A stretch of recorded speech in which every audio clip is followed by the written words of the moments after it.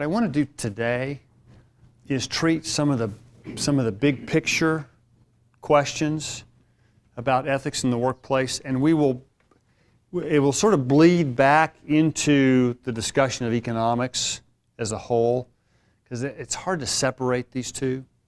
So we're not done with this material economics, but it'll I hope will be integrated into this as we go through. Is that on Blackboard? Yes, that is the lies and swindles and lies.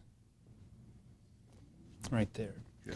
This is the title for this. In fact, this was adapted from a lecture that I gave on Capitol Hill called "Lies, Swindles, and Building a Healthy Economy." And I had the first caveat I had to make was that I'm not going to teach you how to do lies and swindles better. So speaking to members of Congress, I thought that caveat was necessary. Yes? Just out of curiosity, have you been to Mark Deaver's church there in California? No, I have not.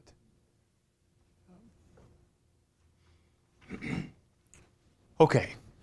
Now, sort of first, and this has been consistent for probably the last 10 or 12 years. And this is why I really encourage you periodically just to look at, you can do it on the web, but to look at the cover stories and some of the articles that are in some of the business publications. Really encourage you to scan the business section of the newspaper.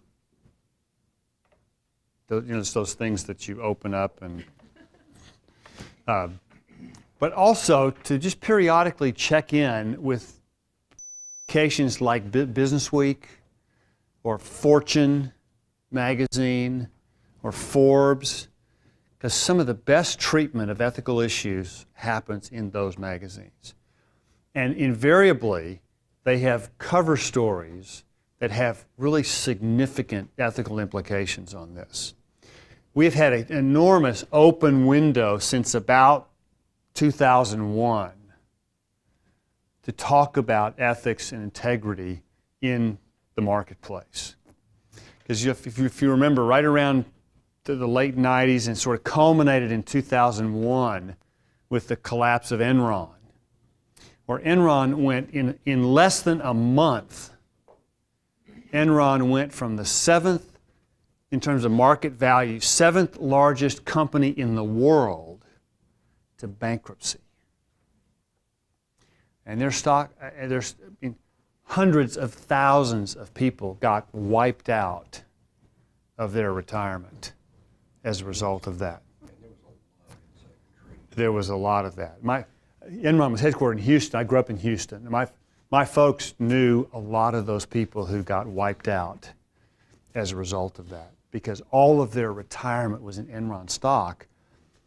And in September of 2001, Enron was trading at about $70 a share. And by the end of October, it was less than $1. And so, I mean, people lost their shirts on this. False financials. Well, and a very faulty business model that the accountants covered up. We'll get into that a little bit more next time. But scandals like that, and WorldCom, I don't know if you remember WorldCom, the phone company, that as soon as MCI merged with them, they dropped the name WorldCom as quickly as they could. WorldCom hid over $7 billion in costs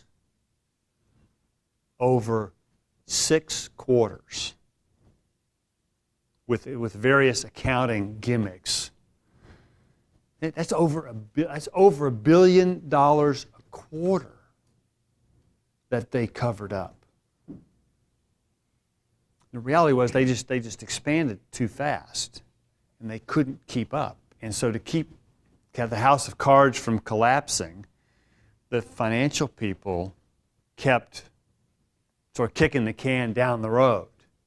Right? This is what caused the accounting firm Arthur Andersen which was a bastion of integrity. I mean, I'm sure the original Arthur Andersen was turning in his grave when Arthur Andersen was actually auditing Enron. And then, things sort of calmed down a bit, and then beginning in 2007, all Sheol broke loose again. But this time it wasn't the accountants, it was the bankers and the mortgage companies that nearly ate the entire economy. And so the business press is raising all these sort of what went wrong questions. And they produce cover stories like this. That the CEO, this is Dennis Kozlowski, who he and his chief financial officer basically looted Tyco of $600 million among the two of them. He and his CFO are both serving long-term jail sentences today. Andrew Fastow was the chief financial officer for Enron, who will be in prison for a very long time to come. And this became known in this period. This became known as the perp walk, where executives were literally led out of their offices in handcuffs.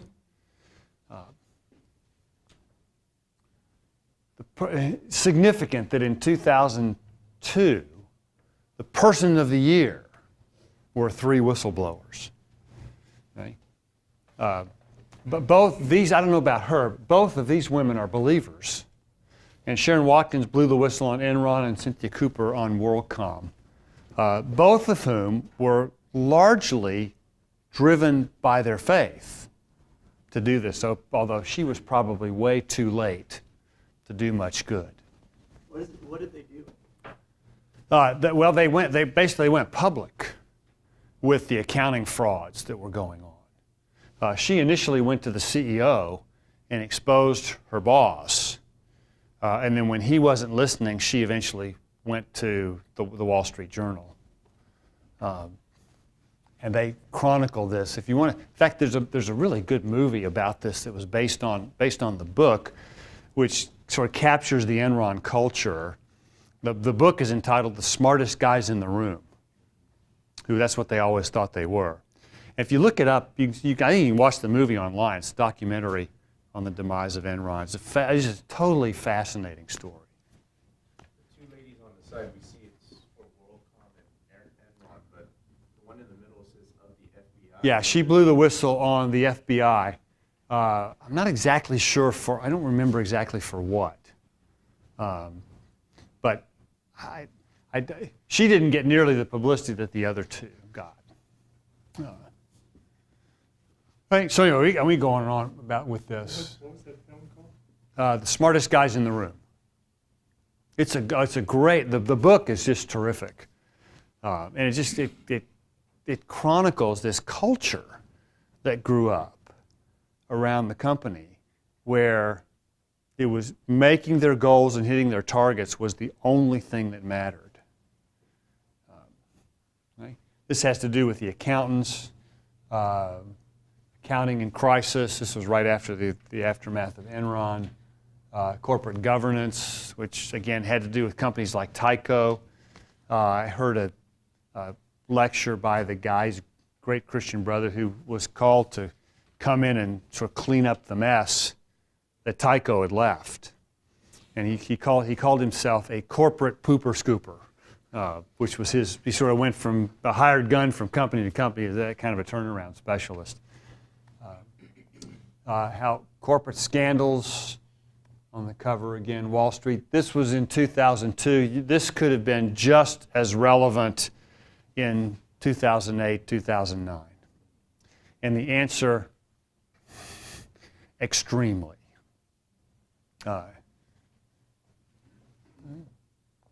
then Fortune and Business Week in the next one, I think, sort of got to the main idea behind this. The crisis, it's a system failure that has to do with confidence, or as Business Week put it, has to do with restoring trust. Because there was a long time there where companies would they'd state their earnings in public, and you just wonder, is that really true? Because for a long time the joke was that watching a company come up with the figures of their earnings was somewhat akin to watching how your sausage gets made. So it's just an ugly, convoluted process that you don't want to know about.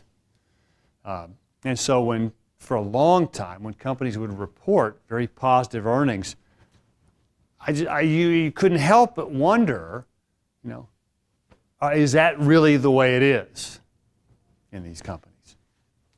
Okay, anyway, we could do plenty of this. And I've got a whole set of these for... Can you touch on resources for us for the common person to stay equipped?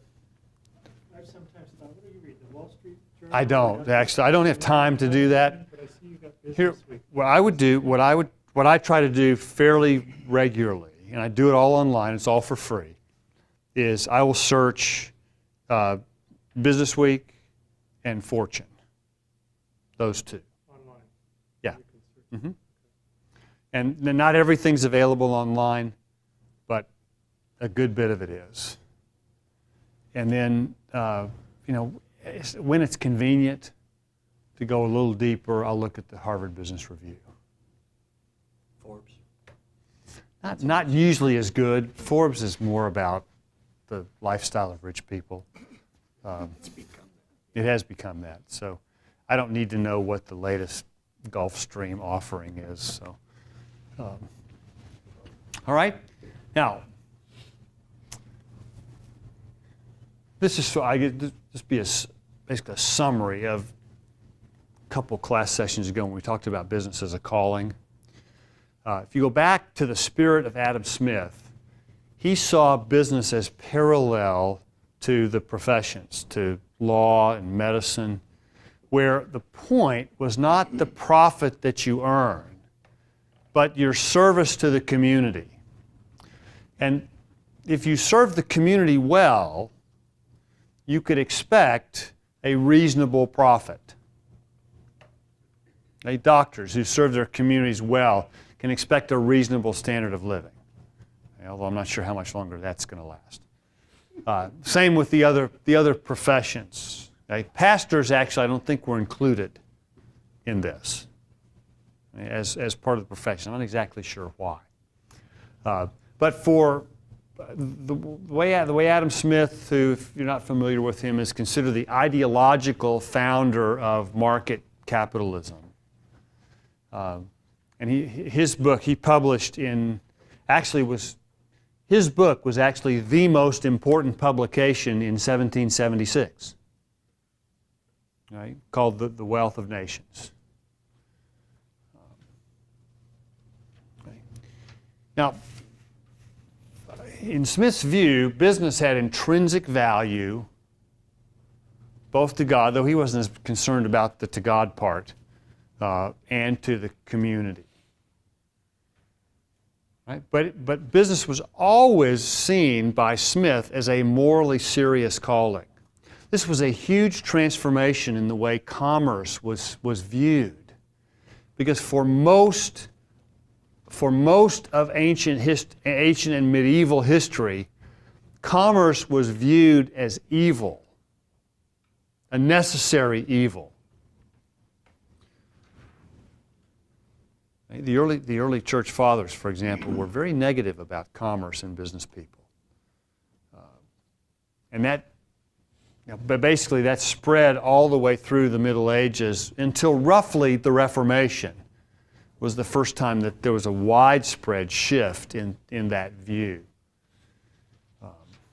Right? So are you of the belief that his high opinion of, say, the legal profession is still valid today?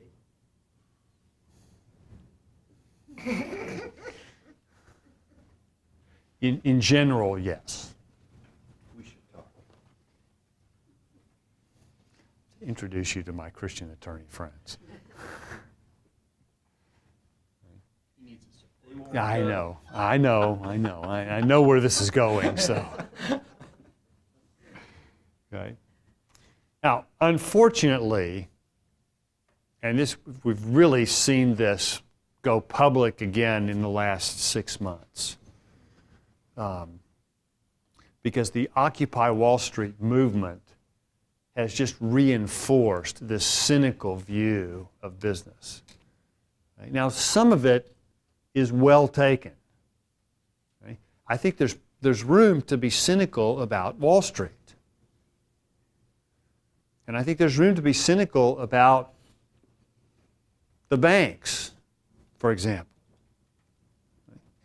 I think there's room to be cynical about the financial system. But I think that I don't think that's right to say that cynicism should apply more broadly across the board. And it's clear, and it's not true to say that the economy failed from 2007 on. The financial system failed. And those are two different things. It's not, capitalism did not fail. Right? Financial system failed. Right?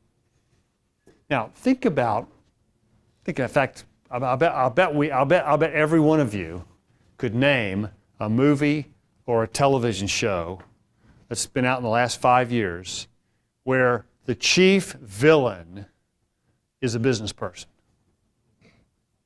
Right? Give me just a few. Well, what are some? You don't go to the movies, huh? The Heist? Okay, that's right. It's the new one with Eddie Murphy and, okay? Yeah, it's about a businessman who basically ripped off all of the employees in the building that he was working in.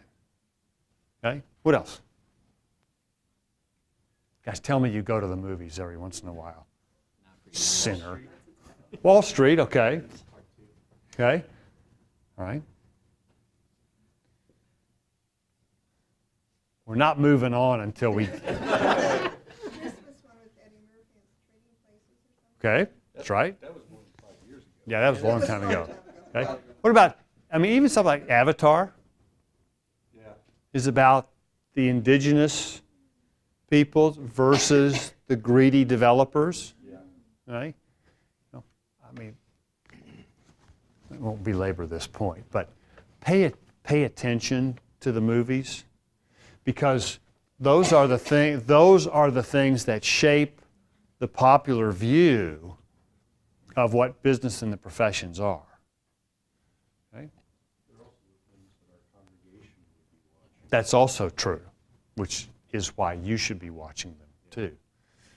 Okay? No charge. Muppets. No charge for that. The bad guys. That's right. Absolutely right. Okay?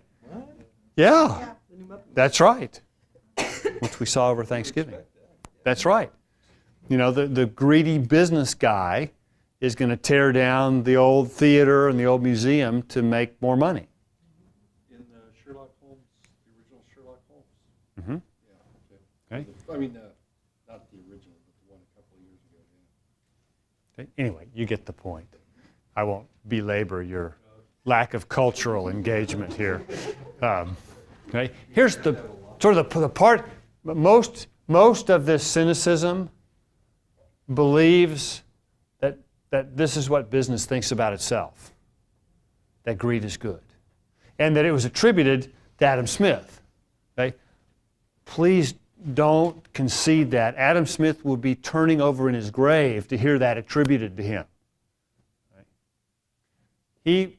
His view was that enlightened self-interest contributed to the common good, not that the rampant pursuit of greed was good for everybody. His view was that, remember, Adam Smith was first, what was his first academic field? It was not economics. He was a moral philosopher first. And he wrote the theory of moral sentiments before he wrote The Wealth of Nations. And his views of economic self-interest were tempered by his views of moral philosophy. And the virtues of justice and compassion all were supposed to check a person's pursuit of self-interest. Right? So, do not attribute greed as good to Adam Smith. Right? Ivan Boesky coined that term, of all places, at the business school at Berkeley, of all places. How that didn't cause a riot at Berkeley, I still haven't quite figured out. Right? Now, let's be a little more specific here about the framework of the marketplace and some of the tensions that I think the business people in your ministries will face. Right? Sometimes it looks like this. Okay? A sudden submission to personal ethics would bring about the greatest economic upheaval in history. Stated by Albert Carr, the Harvard Business Review in 1969.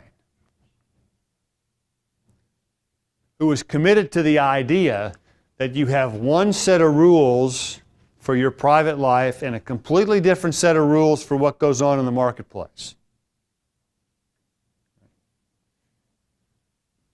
Now, by contrast, this is the statement of the late Norman Vincent Peale.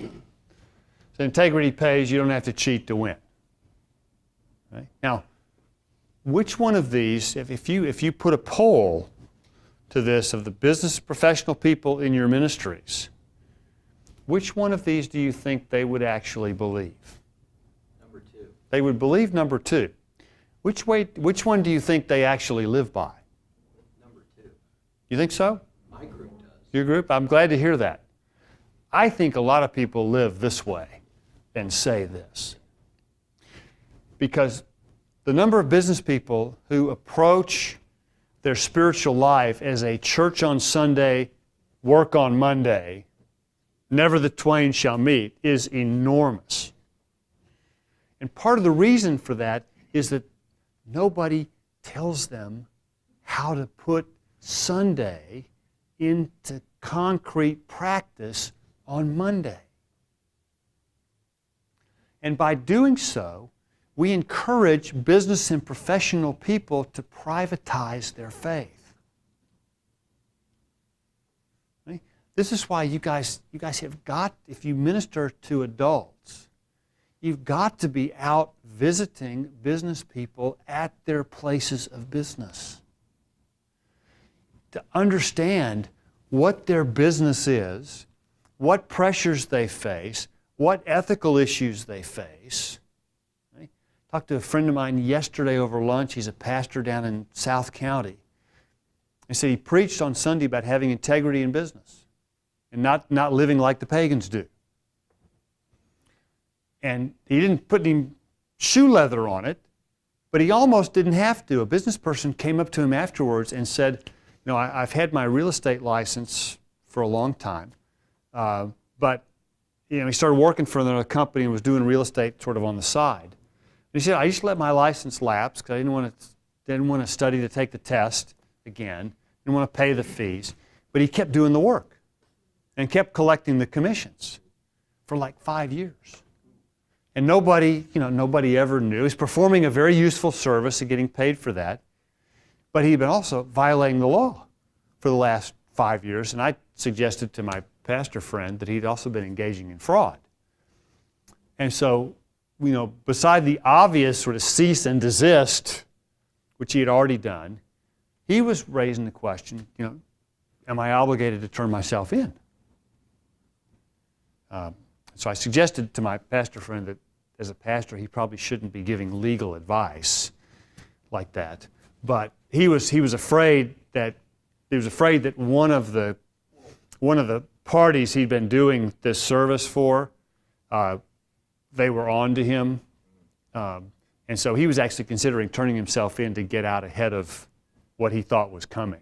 Well, and the pastor was being asked a value question, not just a legal question. So for the pastor to say, yeah, you should do what the Spirit is leading you to do. Right. That's a spiritual issue. That's right. That's not a legal issue. But it had, It might have legal it had implications. significant legal Yes, overtones. it will have legal implications, but that's not, But anyway, this was, Yeah. yeah. But this, and I told him, I said, that's not even an ethical dilemma. I mean, that's just a temptation. Okay? The dilemmas that they face are when values and moral principles actually conflict. Okay? And those, I think you'd be really surprised at some of the moral tension that your business people face. You know, and if you have come to school from business, you sort of get it already. But I would really encourage you to be better connected with these folks. Or another way to put this same thing was, this is the Ray Kroc's statement. You know, where clearly what he meant was he had two sets of priorities, two sets of rules. You know, one for business, one for private life. He actually claimed to be a Christian. And so you wonder, you know, well, which is it? And I think there are a lot of business people who feel that tension, that if they don't apply a different set of rules to the marketplace, they can't compete successfully. Right? Sometimes they'll put it like this. This is Carr's point again. My point: in their office lives, they cease to be private citizens. They become game players. In fact, he in his article, he compared business to a poker game that has just a different set of rules, specifically about lying and deception. Now, from a Christian worldview, I mean, I would hope you would immediately have huge problems with a view that suggests that you can compartmentalize your life like that. And that there's this segment of life that's sort of outside, you know, that's not under the umbrella of the Lordship of Christ. Okay?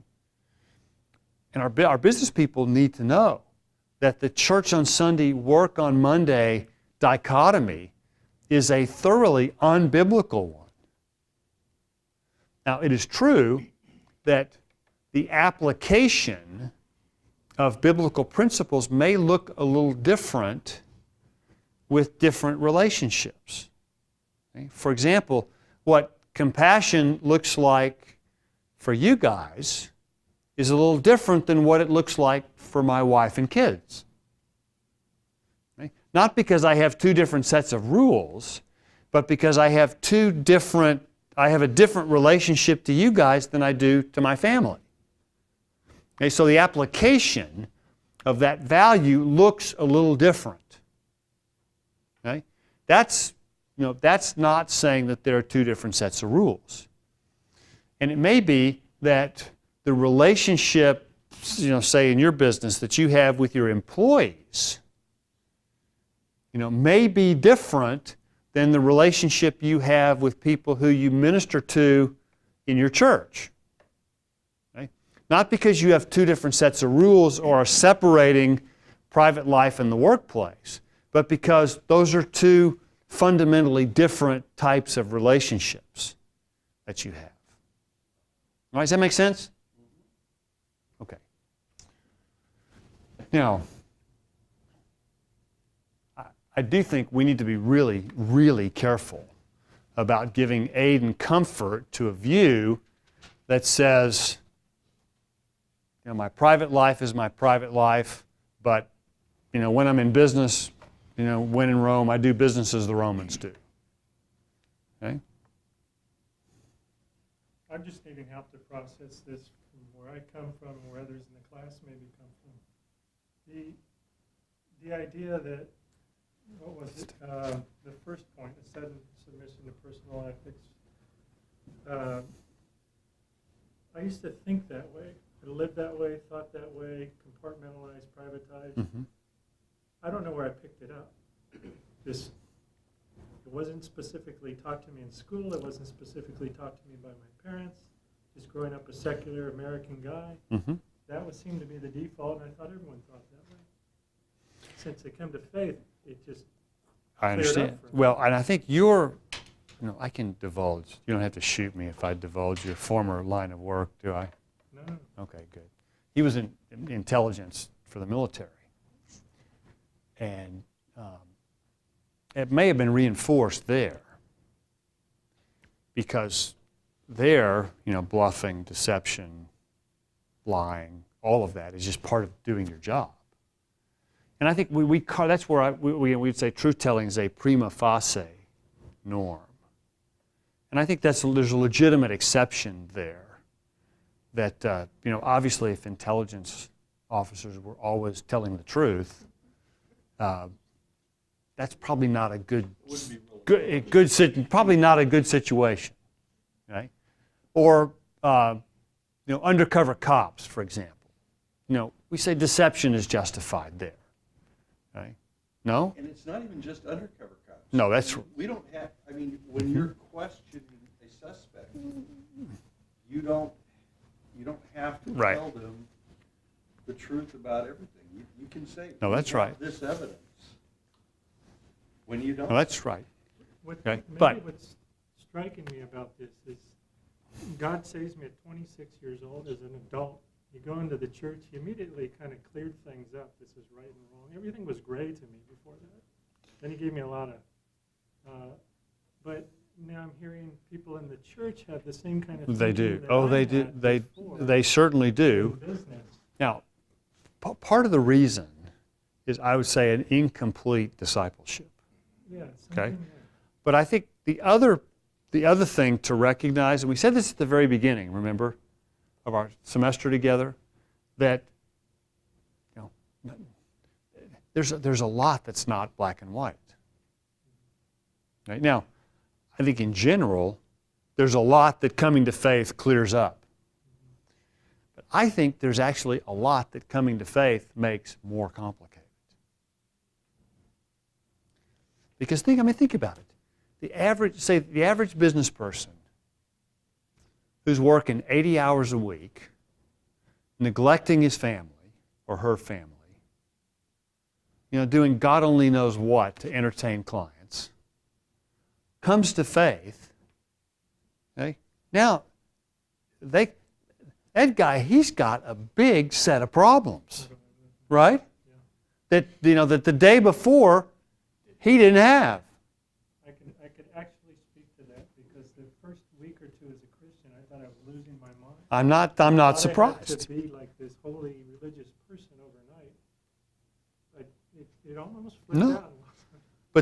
But see that business person now he's got tough decisions to make about the hours that he's working, what he's doing to entertain clients. You can't, a Christian business person cannot take clients to strip clubs. You can't do that. Right? Amen? Just checking. And, there are a lot of other things. A Christian business person can't run a business that is exporting toxic waste around the world, even if it's legal. Right? Amen? Amen. Okay. Now, there are lots of other things that would qualify on this, but and we'll talk more about those on Thursday. But I think what the Christian business person has to decide is now I have a struggle with things that I didn't have before. Right? And see, I think the fact that there's a struggle is evidence of progress, not that you're losing your mind. Although you might have been those first couple of weeks. I'm open to that. Identity crisis. Well, rightly so. It is, yeah. Okay? Now, the reason I think that business people feel this temptation to dichotomize their lives is because they don't believe that they can compete if they maintained Christian values in the marketplace. They believe fundamentally that they're going to get run over by their competitors. Good example of that is people doing business overseas and not being able, you know, do they compete with the bribes or not? A perfect example. Mm-hmm. Yeah. Okay. My guess is that most of you, if you've been on mission trips, have paid bribes before. Amen? Okay. Well, I'm going to ask for a show of hands, but I. Example? What do you mean? You go in and buy a visa going into the country, but it might cost a little more to get the visa going into the country. That's a bribe. That is. Okay. I had one of our grad students. She was in the PhD in education. She was I just cracked up with this story. She was teaching at a seminary in Cuba,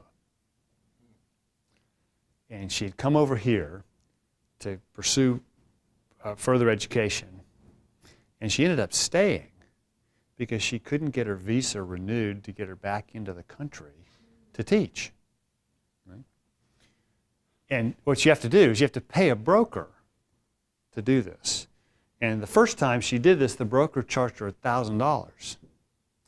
This time the broker was charging $10,000. And she decides, can't pay it. Well, guess who the broker was? It was the academic dean at her school. Oh, I just cracked up when I heard that. It was her dean who was extorting money from her to get her back to work. I mean, I told Dr. Dirks about that, and he just cracked up, and then he said, I'll cut you in for half. But I thought, I nearly died laughing. If it wasn't so tragic. But, you know, that stuff happens routinely. Okay? And we'll talk a little bit more about that next time, too. But here's the broader question is, what's the connection between ethical behavior and good business? And by good business, I mean profitability. Right? Because obviously from a Christian worldview, right, good ethics is always good business.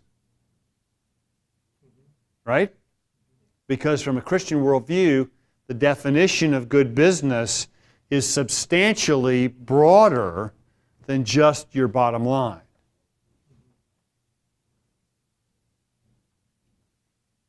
Now, let's think a little bit about this connection between good ethics and profitable business. How many of you think that integrity pays, you don't have to cheat to win? Okay? All right. How many of you think that there's no real connection between integrity and profitability? All other things being equal, right? Because if you're incompetent, you can be upright and incompetent, and you're still going to be bankrupt, right? Anybody think that these are unrelated? I feel like cheaters win and those who do right win. Okay. But in the end, the cheaters Okay. kind of get. All right. And if the end includes eternity, that would say that's always true. Okay? The proverb says that he who walks with integrity walks securely, but the one who walks on crooked paths will be found out. Okay? Now that's a general rule, a rule of thumb. That's not always true. Right? There are exceptions to that. Okay? Think about this in the short term. Okay?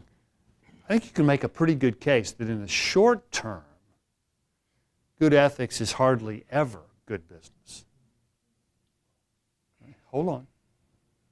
Because if it were true in the short term, wouldn't everybody do it? Unless they're just stupid or short-sighted. In fact, my guess is that if good ethics were always good business in the short term, we probably wouldn't be having this discussion. And I'd be looking for another undergrad class to teach. right? That's why we call these things temptations. Because there's almost always a short-term benefit. Short-term benefit to compromising on a standard or on our integrity. Okay? Right now, in the long run, is it different? And if so, what makes it different? Okay? It's that concept of trust. Okay? In order to have a long-running business, you have to have people that will trust you to do the business and to do it well. And if all you're interested in is making the short-term high profits, you're going to cut corners. Mm-hmm. That's where you have the ethical problems, and the people are not going to get the goods and services That's they, also that true. they want to get. So they're not going to trust you. They're not going to keep coming back, and your business is going to fail. Okay? Trust and trustworthiness. This is why we say trust is the engine that fuels our economic system. I'll tell you about. I don't think I wrote about this guy in the book, but one of our philosophy students a few years ago, he came from Ethiopia. It was so revealing talking to him about this. Yeah, the bank card. You did it right. I did write about that? Yeah. And I am sure that he thought, when I put the credit card down, I mean, he literally, I'm not kidding, he said, "What's that?" And I'm sure that he thought that my ethics professor is stealing our lunch on my second day in the United. What kind of outfit is this? And it was a really helpful opportunity to talk about trust and the cost of doing business, which in his context, the cost was off the charts. And because corruption was so high, it wasn't a huge surprise that nobody wanted to invest in that country, because they couldn't be sure that the best products were actually going to carry the day in the market. So that sense of trust and trustworthiness is crucial for businesses who are dependent upon repeat customers. Right? Now, there are exceptions to this, though. There are some, and I suspect most of you are aware of some of these. There are some companies that are so strong in their industries that it's just not realistic to think of the market punishing them for egregious, unethical behavior. Okay. Now, some companies that thought they were above that turned out not to be. Okay? Enron pulled off one of the most significant frauds in our history on the state of California, among other things. And they are a shell of themselves today. Okay? Ford, GM, AT&T, they've all had their They have, and but they've all paid for it. they have, but they are all flourishing today. Two of them. Maybe of them two or was three. a lot 2 out of of 3. Yeah, 2 out of 3. All right, that's fair. Okay. But I guess part of the point is that sometimes the market does punish these things, but sometimes consumers don't have any other place to go. I mean, I suspect, I'm not an expert on this, but I suspect that if the government, the antitrust laws, hadn't gotten involved with Microsoft, they could have continued doing all of the things they were alleged to have done. And God bless, God bless our Macs. But it's only because iPads count as computers that Apple's increased its market share. That's the only way it's done it. I mean, Apple's not taken over for Microsoft. I mean, nobody's taken over for Microsoft. They can do what they want almost with impunity, unless they get the government involved. Look at how people continue to buy Fords after the Pinto debacle. Okay? That's right. Now they paid dearly for that. On the other hand, remember when Johnson & Johnson withdrew Tylenol off the market when it was tainted? I mean, they estimated the short-run loss to Johnson & Johnson was $200 million for that. And it wasn't even their fault. And it wasn't their fault. But their trust with consumers was so important to them. And it turned out within a year, the sales had rebounded and more than made up for that deficit. Right? But all that's to say, it's not a simple, straightforward connection. I mean, I would say as a general rule of thumb, being trustworthy helps you in the marketplace. Okay? But it doesn't guarantee that you're going to get promoted or that your company's going to flourish. It's not a guarantee. Now, you've got to be really careful about that. And from a Christian worldview, remember, we want people to have integrity in the marketplace because it's right, not necessarily because it's profitable.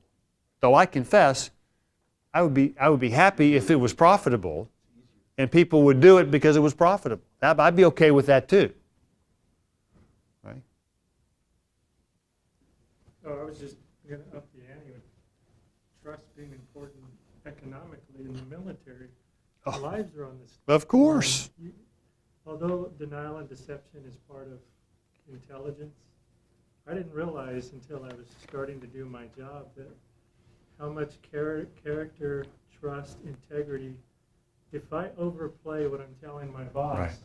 the intelligence we have is for him to make operational decisions, because I don't want to look bad. I don't really have the answer, sir. You know, we got some intelligence gaps here. That's dangerous. That's very dangerous. That's right. Okay. So I'd say there's a difference between the short term and the long term. And the trend that is troubling is how businesses tend to look at their results increasingly in through short-term lenses. That doesn't bode well for this. Okay? Now we'll do a little bit more on this next time, but I want to spell out the place of trust and trustworthiness for the business person. What I also want to trust is one of a series of virtues that we try to bring out in the virtue of capitalism, that involvement in business both nurtures and requires. And I actually think there's business is a significant arena for the business person's spiritual formation, which is why, in my view, it's especially tragic that we have this church on Sunday, work on Monday divide. Because as pastors, you guys need to be speaking into that regularly. Okay, but we'll stop here for today. Biola University offers a variety of biblically centered degree programs, ranging from business to ministry to the arts and sciences. Visit biola.edu to find out how Biola could make a difference in your life.